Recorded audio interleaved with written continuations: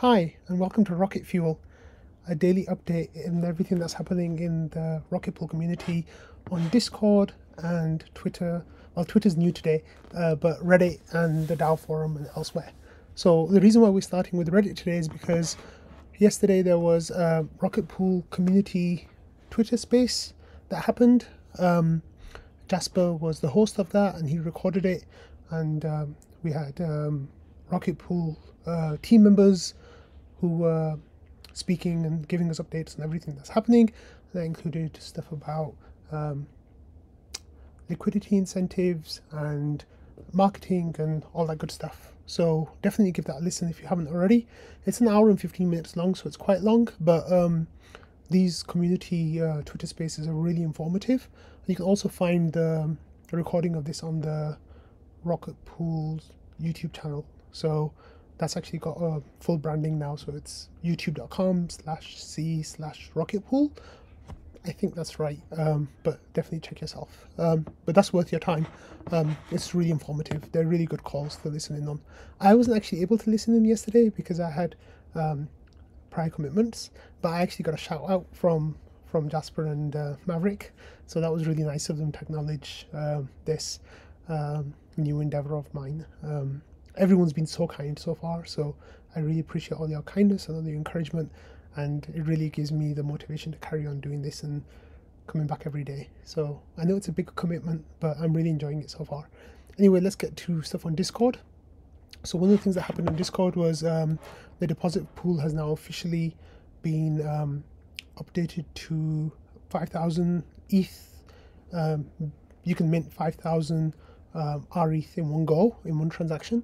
So this was overwhelmingly supported by the community, and it's actually gone into place now. So you can, if there are any whales of this thing, you're welcome to get 5,000 rETH in one go right now. It'll definitely help the deposit queue. Let's have a look at releases. There was a new release of the Smartnode stack yesterday, version 1.5.1. I was talking about this a couple of days ago about Joe's timelines for updates coming in the next few weeks, and this one has been shipped now. There are a ton of changes that are happening in here, but there's updates to the main clients, removed Dropston, MEV Boost has been enabled on Praetor, and more things. So you can find this in the releases channel for the Discord. So it's really great to update soon.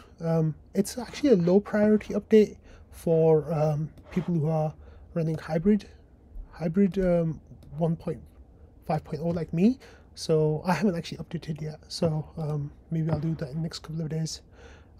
Next we have Joe being very excited about this key manager API for Nimbus. So I operate my node on Nimbus, and Joe really loves Nimbus. So Nimbus have done something called split mode now, which will let you use Nimbus as a fallback client. You can use fallback clients on Nimbus. So that means if you have your node after the merge, you can't use Infura or Pocket or services like that anymore, external light clients. So if you want a fallback node for your main node, then you'll have to run it locally on a trusted machine, and Nimbus will now allow you to do that. I don't fully understand exactly what it is, so that was also the issue that other people had, where people were kind of like saying, what does this mean now? But yeah, it supports fallback, and that's one of the big things that Joe was very excited about. This is something that he's very, very happy about and like really excited about. So I thought I'd definitely cover that in the Rocket Fuel, in today's Rocket Fuel. After that, we have an update from the team and like some talk about Flashbots in generally. So Flashbots, Joe had this quote about other groups similar to Flashbots, about covering block production post-merge.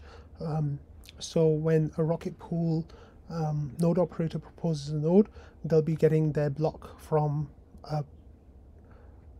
someone like Flashbots and like using MEV Boost. There have of course been lots of controversies with the Flashbots and how they use relays for MEV Boosts, and maybe using the censoring transactions because of the OFAC stuff that's been happening these last few days and Tornado Cash.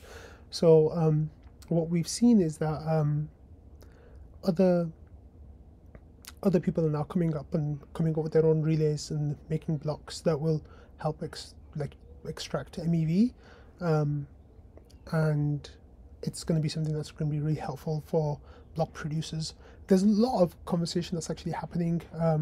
It was kind of started by Superphase, as far as I know, who's really like an active community member in the Rocket Pool Discord, but also on Reddit's rETH Finance.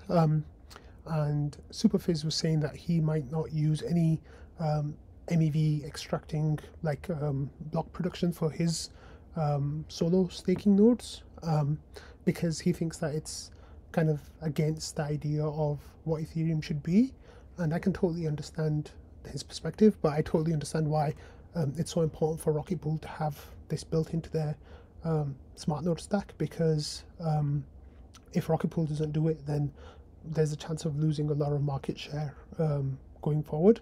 And also the reason why that would happen is because rETH would not gain the same rewards percentages as stuff like Lido or other companies like that, would be using MEV extracting tools, whether that's MEV Boost or their own stuff. Coinbase came out and said today that they're not going to be censoring any transactions on their validator nodes, and that they'd rather stop their staking service than carry on by doing any censoring.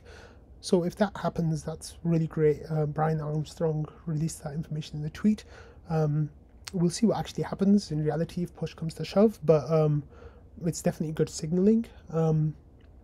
We just need the whole community to understand how serious a matter this is, because censoring transactions at the protocol level is definitely a big no-no. And it's really great that there's so much support for this in the community. One great thing that happened today is Marcel shared this screenshot of an events post.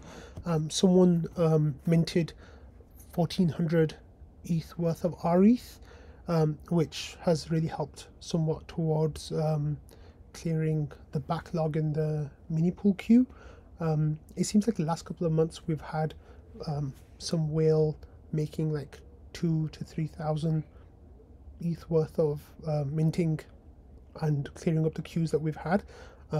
So that's we've not really been having as much rETH minting happening this month, because there's still a discount if you buy the rETH on Uniswap.